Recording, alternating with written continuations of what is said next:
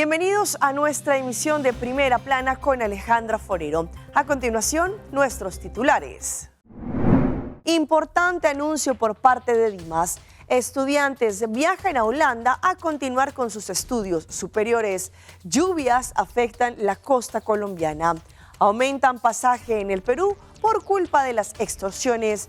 Un joven arriesga su vida en plena avenida en Medellín en bicicleta. A esta hora y como todos los días me place saludar a nuestros televidentes dándoles como siempre una cordial bienvenida a nuestra emisión de Primera Plana con Alejandra Forero. Con un grato placer les saludamos a todos ustedes que se encuentran bien sintonizados a través de Primera Plana, esperando que hayan tenido un excelente martes. Empezamos con noticias locales y en esta oportunidad con la conferencia de prensa que fue dada el día de ayer por el ministro Arthur Dowers junto con el departamento de Dimas, en donde se hizo un anuncio importante para lo que tratan los permisos de personas que se encuentran en un estatus irregular. Hubo 3 puntos, los cuales allí se mencionaron que es importante para que tengan en cuenta, entre ellos aquellas personas, bien sea esposas, esposos o también hijos mayores de edad, que entraron a la isla bajo reunificación familiar, ahora sí podrán acceder a un permiso laboral. Ayer lunes, en horas de la mañana, durante una conferencia de prensa de gobierno, el ministro de Justicia, el señor Arthur Dowers, quien también es el encargado de integración, anunció un cambio temporal relacionado con el proceso de admisión a Aruba. El Ministerio de Justicia y Dimas, el Departamento de Integración, Manejo y Admisión de Extranjeros y otras partes involucradas han estado trabajando durante algún tiempo en un manejo, lo que trata temporal de flexibilización del proceso de permisos. Después de varios meses de preparación administrativa y diálogo cercano con distintos gremios que ofrecieron su cooperación y participación en las discusiones, ayer se anunció cómo aplicará esta flexibilización. El funcionamiento óptimo del mercado laboral fue uno de los puntos principales abordados durante las conversaciones con estos gremios, lo cual resultó en acuerdos concretos para garantizar este objetivo. Con este nuevo manejo temporal se permitirá que personas que actualmente trabajan de forma ilegal o que se encuentren en la isla con un estatus migratorio irregular, pero que pueden conseguir un empleador dispuesto a contratarlas, que no sean rechazadas automáticamente en su solicitud de permiso laboral, incluso si han sobrepasado su periodo legal de estadía, siempre y cuando cumplan con los requisitos establecidos. Toda persona que ya esté en Aruba antes del 1 de julio podrá solicitar un permiso de trabajo temporal. Se aplicarán requisitos similares a los de permisos anteriores. La única diferencia es que no se exigirá que la persona abandone el país mientras espera la respuesta a su solicitud, ni se le negará el permiso solo por haber sobrepasado su estadía legal. El ministro Arthur Dowers enfatizó que el objetivo principal de esta flexibilización es regular a las personas que ya están en la isla y no traer más personas del extranjero para que vengan ahora. Los beneficios de esta medida son permitir que estas personas cumplan con las leyes vigentes, que contribuyan a los fondos y obligaciones nacionales y aporten al bienestar del país. Además de esta legalización en el ámbito laboral, también se adaptarán las normas sobre reunificación familiar. Anteriormente, aquellos que recibían un permiso para estar con su pareja no podían trabajar. Ahora tendrán la oportunidad de solicitar un permiso para integrarse en el mercado laboral. Esto también aplica para estudiantes mayores de edad, quienes ahora podrán incorporarse al mercado laboral. También se incluye una flexibilización para personas que ya hayan recibido 5 permisos consecutivos y quienes ahora podrán solicitar un permiso por un periodo de hasta 5 años, lo que les permitirá acceder a un permiso de residencia permanente, lo que se conoce como la firma libre. Se les dará la oportunidad de pagar este proceso de una sola vez a una tarifa reducida, permitiéndoles así trabajar con cualquier otro empleador. Cambiando de tema, el Departamento de Asuntos Sociales anunció que el gobierno va a dar una extra ayuda a familias en necesidad, especialmente a todas aquellas que están pasando una situación bien compleja y también para lo que trata el estudio de sus hijos. Para el año escolar 2025-2026, el gobierno de Aruba brindará nuevamente apoyo financiero adicional a las familias que reciben ayuda social o Baseline y que tienen hijos que van al colegio. Los que pueden solicitar esta ayuda extra son padres o representantes legales y sus hijos o menores a cargo de hasta 24 años de edad, siempre que tengan derecho a la ayuda social hasta el pago del mes de agosto del 2025. Este apoyo tiene como objetivo ayudar a cubrir los gastos escolares que son adicionales como ropa, zapatos, útiles escolares. La ayuda aplica tanto para estudiantes de educación preescolar, Clayters Hall, como para aquellos que asisten a la escuela regular tiempo completo. Condición importante es que los niños, deben vivir en el mismo hogar que el padre, madre o tutor y deben estar inscritos para el próximo año escolar. Cada niño que asista a la escuela recibirá 250 florines adicionales con un máximo de 1,000 florines por familia para poder ayudar a cubrir los gastos escolares. El gobierno también cubrirá el aporte escolar del padre o madre que deberá pagar a la escuela de su hijo hasta un máximo de 250 florines por niño. El monto se pagará directamente al colegio. Para solicitar esta ayuda extra, los padres deberán recoger un formulario a la escuela a partir del 21 de agosto próximo. El formulario fue diseñado por el Departamento de Asuntos Sociales, especialmente para esta ocasión, e incluye una sección que debe ser llenada completamente y firmada por padre o madre o tutor legal. La fecha límite para entregar el formulario es el 28 de agosto de 2025, sin excepción. El día de ayer, un momento bastante emocional se llevó a cabo en el Aeropuerto Internacional Reina Beatrix, pues 107 estudiantes junto con sus maletas llenos de esperanzas y sueños embarcaron en este viaje hacia distintas ciudades en Holanda. Pues allí, en compañía de sus padres, amigos, docentes, pero también el personal del Departamento de Enseñanza y del aeropuerto, los despidieron. El día de ayer fue un momento muy especial y emotivo para los 107 estudiantes que ya se embarcaron para así poder llegar a distintas ciudades en Holanda para poder continuar sus estudios superiores. Habían 184 estudiantes que habían aplicado para el financiamiento de estudio, lo que se conoce como Aruba Learning, que fue otorgado por el Ministerio de Educación.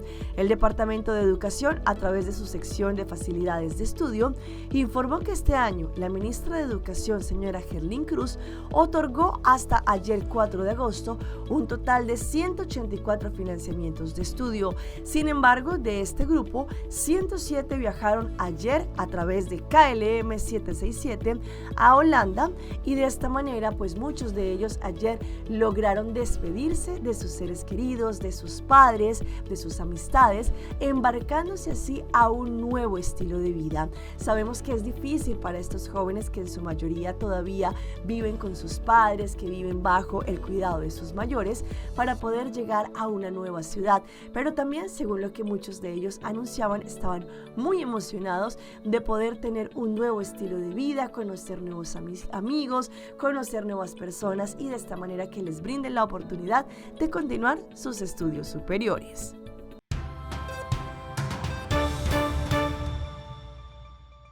Empezamos nuestra ronda internacional en la costa colombiana, porque como ustedes van a ver en las imágenes, fuertes inundaciones se presentaron en lugares como por ejemplo Santa Marta por culpa de las lluvias que han afectado la región. Según lo que han indicado las autoridades, no solamente se han visto afectadas la comunidad, pero también el diario vivir.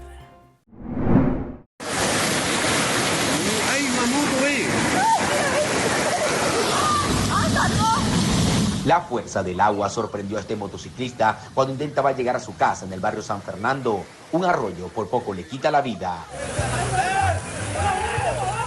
A medida que avanzaba la lluvia, los vehículos parecían juguetes siendo arrastrados en distintas zonas de Santa Marta.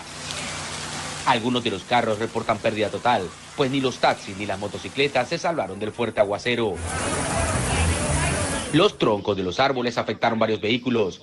Hasta este tendero tuvo el agua hasta la cintura, perdiendo parte de su mercancía. La triste realidad de Santa Marta. Graba para allá las libretas, lo que se mojó. Hace 18 años no pasaba algo así. Las 5 avenidas principales de Santa Marta tuvieron el agua hasta los 2 metros de altura. Hubo familias en donde el agua las encerró en sus viviendas. Se nos metió el agua, muchachos. Se presentó el colapso en las principales vías del distrito, como son la Avenida del Ferrocarril, Avenida del Río y Avenida del Libertador y Sector de la Lucha, donde quedaron atrapados algunos vehículos, entre ellos carros y motos. Inundaciones en algunos barrios de la ciudad.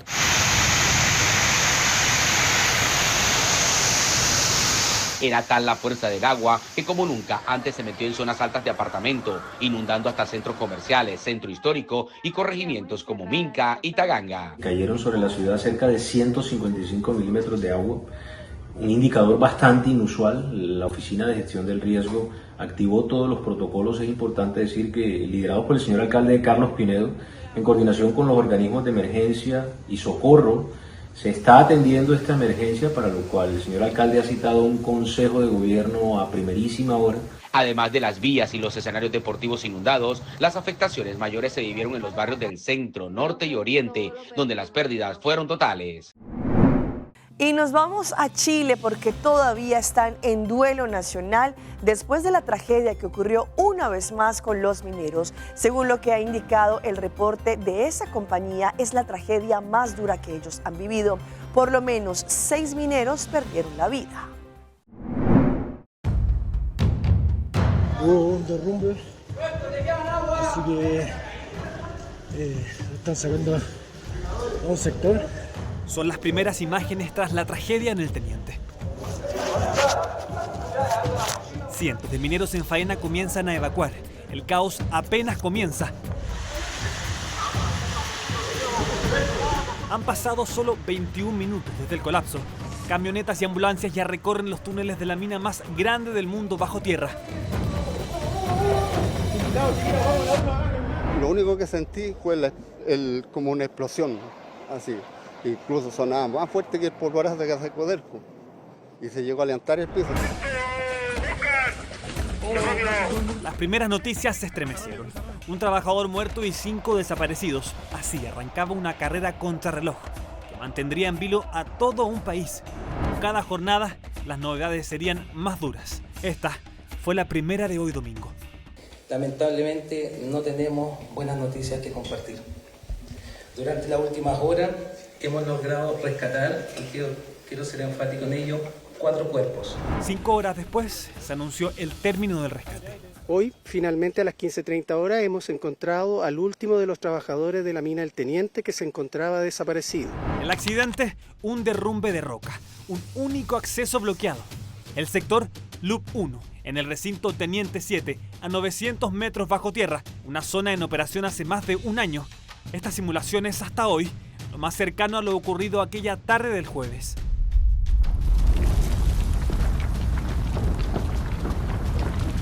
La causa todavía se investiga, pero hay una hipótesis fuerte. Un sismo inducido por las propias faenas mineras habría gatillado el colapso.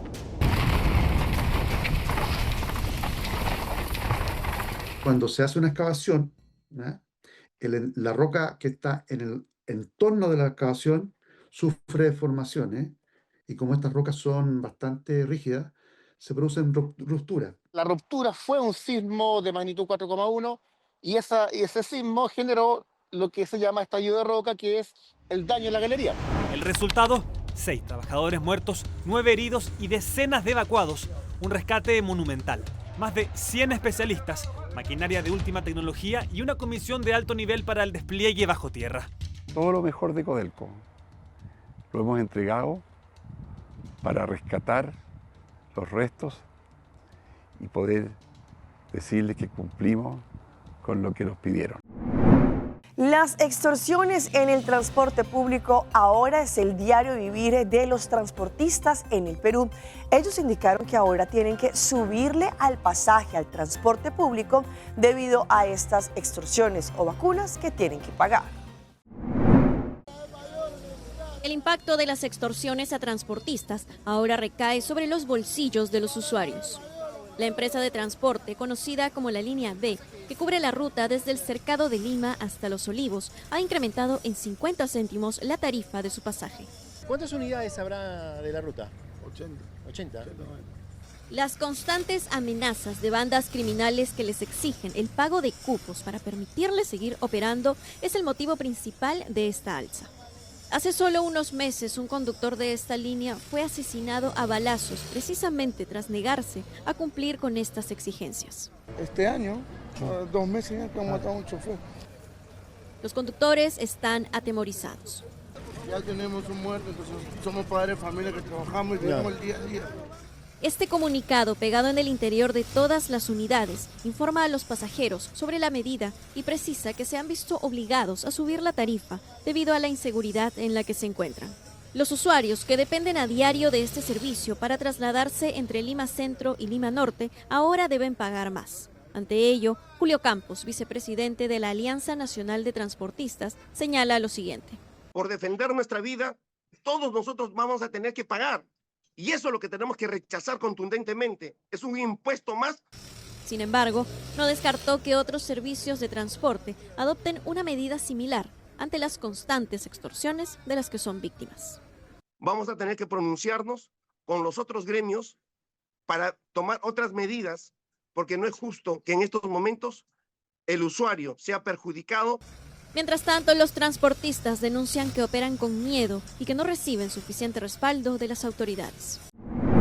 Cambiando de tema, esta semana inició una vez más el proyecto en Ecuador conocido como Jóvenes en Acción, en donde los jóvenes no solamente están ayudando a distintas causas sociales bajo una remuneración económica. Algunos de ellos han recibido por este trayecto $1.200. El gobierno de Daniel Noboa anunció que repetirá el programa Jóvenes en Acción. 80.000 jóvenes recibirán durante 3 meses, en total $1.200. La primera edición se realizó entre noviembre y enero y tuvo una ampliación de 2 meses. Participaron 80.000 jóvenes y el gobierno, según sus cifras, desembolsó $96 millones. Entre las actividades propuestas estuvieron reforestar, recoger basura en los ríos y parques, medir puentes, contar baches y asistir a funcionarios en actividades administrativas. Televistazo solicitó datos a los ministerios de Agricultura, Ambiente y Transporte y Obras Públicas. Ninguno ha presentado resultados. El gobierno aseguró que las actividades fueron planificadas, aunque testimonios de ex colaboradores no coinciden con esa afirmación. Dicen que algunas se hicieron a última hora, otras se cancelaron. Por eso debían estar pendientes cada noche de las nuevas disposiciones en chats. Cuando reclutaron a Ismael, le dijeron que su principal función sería limpiar ríos y esteros. En 4 meses que participó del programa, solo fue convocado 3 días para limpiar parques y un río. El resto del tiempo le dieron capacitaciones virtuales con videos sobre la importancia del agua o los daños de los incendios forestales, y debía hacer deberes. En base a esas lecturas y esos videos te iban haciendo ciertas preguntas, era como un juego, tipo sopa de letras, ir llenando, no sé, ciertas preguntas que te iban poniendo. Sí hubo trabajo en el campo. Limpiaron el río Santa Clara en Sangolquí, cerca de Quito, pero a la vuelta de 4 meses vuelve a estar así. En Quito, otro grupo de ex participantes contabilizó cuántos carros pasaban por la Panamericana Norte durante 4 horas todos los días. Otras experiencias fueron mejor coordinadas. Sabine, de Archidona, sembró árboles en 5 comunidades y ahí se capacitó a la comunidad para la conservación de esas especies. Cambiando de tema, se ha generado una polémica en El Salvador después de que su presidente Nayib Bukele, a través de la cuenta de X, anunciara que quieren tener ya un decreto en el cual se apruebe la reelección presidencial. Sin embargo, ya a pesar de que esto pasó en el Congreso, hay algunos puntos de vista frente a esta decisión. El presidente Nayib Bukele justificó las reformas a la Constitución hechas el jueves por la Asamblea Legislativa de mayoría oficialista y que dejan abierta la posibilidad a que él pueda buscar un tercer mandato. Queda aprobado el llamamiento. Los diputados aprobaron la reelección presidencial indefinida, ampliar de 5 a 6 años la presidencia, acortar el periodo presidencial de Bukele en 2 años para homologar en 2027 las votaciones presidenciales, legislativas y municipales, una decisión que organismos locales e internacionales han criticado porque consideran viola la Constitución. Es una lectura conveniente porque, como vemos en países como Estados Unidos, por ejemplo, que el Parlamento revisa todas las actuaciones del Ejecutivo o de la Presidencia y va poniendo ese sistema de Contraloría dentro de las actuaciones que se dan. Lo mismo vemos en Reino Unido y en otros países donde esto se puede dar. En la calle hay quienes dicen que el actual mandatario ha mejorado la seguridad y que por eso debería poder presentarse como candidato. Bueno, que estaría bien, porque ha habido bastante cambio. Sí. ¿Estaría de acuerdo? Claro que sí. Porque ahora pueden andar hasta los jóvenes libremente. No soy de ningún partido ni nada, pero me alegra lo que él está haciendo en este país, más que todo por la seguridad que ha brindado a todo el país. Andas con toda tranquilidad en la capital y eso es muy bueno. El presidente Bukele no ha dicho si se presentará como candidato a un tercer mandato. Vamos a nuestra pausa comercial, pero ya regresamos con más información. Ojo con los morrales mal usados por los estudiantes. Buchi, bancune. O Aruba danos sushi isleta, Pansigi cuidanos cultura, se estar aportando. Los Aruba dushi te daban unen y van ayudan, sigue que tradición, per siguiente generación.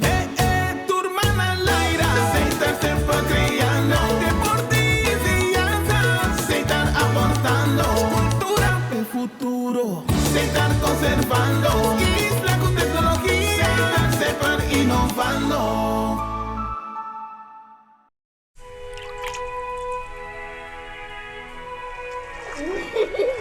El tiempo vuela. Esté preparado con Sagicor Life Aruba. Visítenos en sagicorlife.com. Esta piedra bonita. Bom dia, mãe. Como vai? Bom dia, meu. Como vai? Bom dia, como você está com baby aqui dentro? Sim, me solta com ele aqui dentro. Ando Kiko. Não, pô. Nós vimos para os pés, nós estamos para os pés para dentro. Então, mané, me avisa mais cava. Baby e rende grande, mas se queda para for seguro 2 horas. No momento de espera. Que bom que men. Me tá bem quanto? Não, a mim disse 6 horas só. Que o bom mais se queda por menos 2 horas para fogo. 15 kamay. Mai, por con esse? Ai, sim, me por com ele. O mês me tá por com ele tem muito escrito.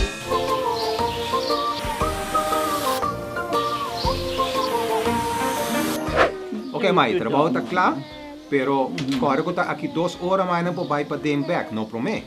Ok, mas tá bom. Ahorita baby tá já sunchi.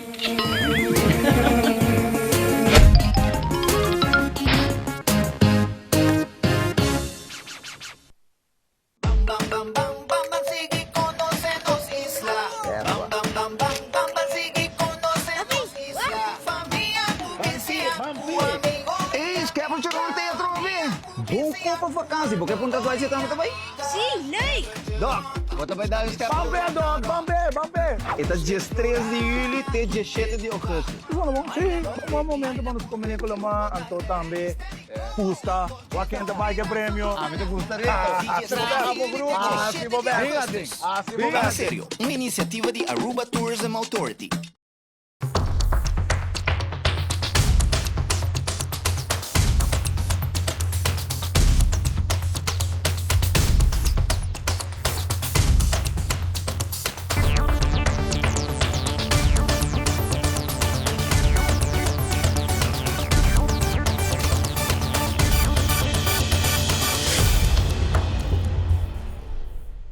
Continuamos con más información a través de Primera Plana. Sabemos que ya próximamente nuestros niños vuelven a clases, todo este regreso escolar viene consigo distintos cambios, entre ellos pues ahora que debemos comprar todos los útiles escolares, morrales y demás. Sin embargo, hoy en nuestro segmento de salud hablaremos de la importancia de que los menores puedan utilizar bien sus morrales y que no estén muy pesados.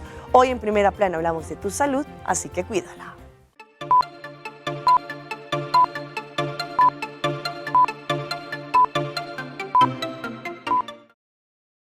Primero hay carpetas, cuadernos, papel, lápices y todas las cosas que los estudiantes meten en sus maletas. Pueden hacer que el día escolar se sienta un poco pesado.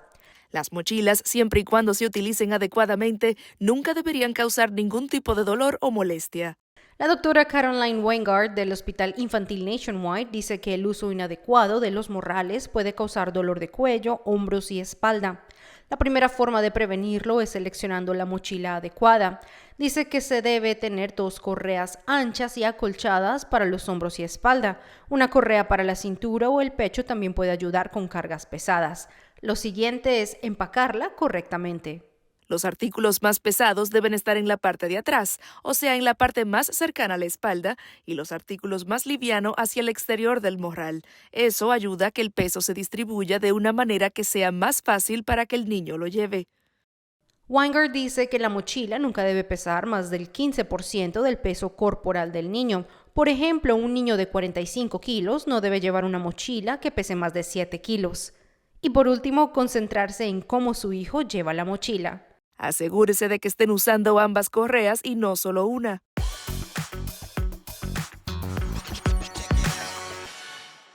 Y llega nuestra sección de las más virales y en esta oportunidad con este joven que puso en riesgo su vida al estar por la vía Aranjuez en Medellín en bicicleta pero de cabeza. Pues allí en las redes sociales muchos han increpado a este joven por su actuar. Un joven causa polémica por una peligrosa maniobra con bicicleta. El sujeto se hizo viral en redes sociales tras grabarse haciendo una maniobra peligrosa en su bicicleta, bajando por un conocido puente en Medellín muy cerca de Aranjuez. Allí dice el joven que está allí bajo este puente. Dicha grabación se ha hecho viral en redes sociales y ha provocado todo tipo de reacciones entre los diferentes usuarios, quienes consideran que este tipo de actos representan un grave riesgo para el ciclista aficionado. El video ha sido divulgado desde diferentes cuentas, provocando diferentes tipos de comentarios por parte de los espectadores, y es que quien protagoniza tan arriesgada maniobra lleva a cabo una acción irresponsable en plena vía pública, zona en la que a diario transitan decenas de vehículos que ante cualquier error de cualquier maniobra pueden resultar implicaciones en un trágico accidente. Y es que el ejercicio que lleva a cabo el joven que aparece en el video es el siguiente: se impulsa en una pendiente con su bicicleta y a medida que ésta toma velocidad apoya su cabeza sobre un sillón de la misma. Posteriormente, el protagonista del video eleva sus piernas quedando totalmente apoyado sobre su cabeza, mientras que con el panorama totalmente invertido intenta darle dirección al velocípedo tras este puente. Tras recorrer varios kilómetros en esta posición, cruzando cerca de barandas e incluso ser adelantado por motocicletas, el joven logra finalizar el recorrido lanzándose de la bici en una zona menos de pendiente. En la grabación, el ciclista tampoco utiliza los artículos de seguridad.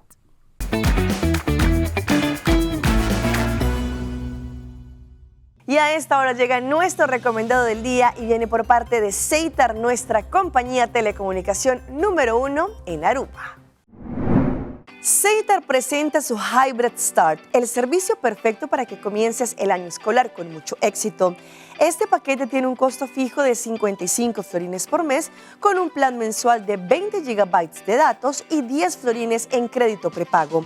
Logra todas tus metas escolares sin estrés. Aprovecha y adquiere tu Hybrid Start con un contrato de 2 años y recibe un precio especial de 324 florines en el Samsung Galaxy A16 con 128 GB con tu paquete Hybrid. Hasta aquí nuestra emisión por el día de hoy. De parte de todo nuestro equipo que hace posible Primera Plana, les agradecemos como siempre por su fiel sintonía. Recuerde que en redes sociales nos pueden seguir. Estamos en Facebook, nos encuentran como Primera Plana con Alejandra Forero. Continúen con la buena programación que tenemos acá en su canal en Telearuba. Nos vemos mañana en una próxima emisión.